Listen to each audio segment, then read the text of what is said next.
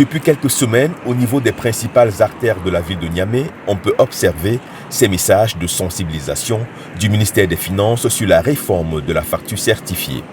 Il s'agit d'une nouvelle disposition de la loi des finances 2020, entrée en vigueur le 1er janvier de la même année et qui fait obligation aux entreprises soumises au régime d'imposition réelle ou simplifié d'utiliser un système électronique certifié de facturation pour émettre des factures certifiées.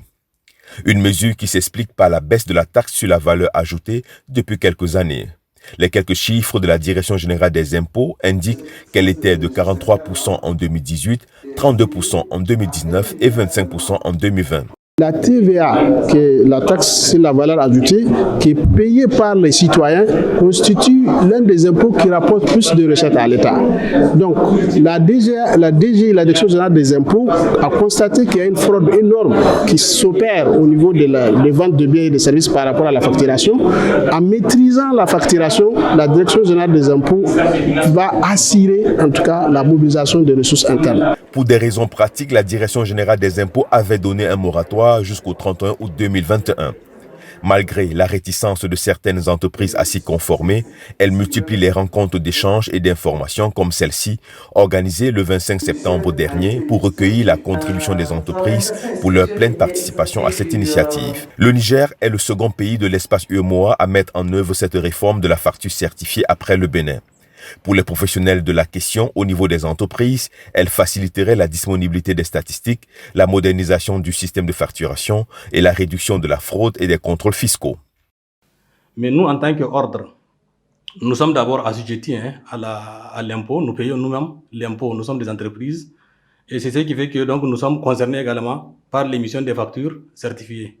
Mais également en tant que dispositif de contrôle. Parce que qui dit cabinet d'expertise comptable, nous sommes souvent des commissaires aux comptes ou des auditeurs. Donc, nous veillons au respect de ces règles-là. Donc, en tant qu'auditeur, pour nous, c'est une piste. C'est plus facile de retracer les factures que le contribuable a émises, par exemple, dans un système réglementé, quoi. Donc, c'est très facile de, par exemple, déterminer son chiffre d'affaires pour dire que voilà le chiffre d'affaires qu'il a réalisé et qu'il a également déclaré réellement aux impôts.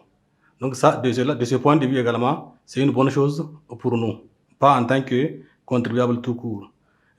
Cependant, toute réforme, il peut y avoir des résistances, c'est un changement au fait. Donc il faut sensibiliser les gens et je pense que c'est ce que la DGI est en train de faire. Nous avons eu beaucoup de réunions nous avec la Chambre de commerce et la DGI. Je pense que c'est une bonne chose en sensibilisant avec un peu du temps. Ça va être une très bonne chose. L'État du Niger a fait de la mobilisation des ressources internes son cheval de bataille. En cas de non-utilisation d'un système électronique certifié de facturation, des sanctions sont prévues. Elles vont d'une amende égale à 10 fois le montant de la taxe sur la valeur ajoutée éludée et en cas de récidive, l'amende est portée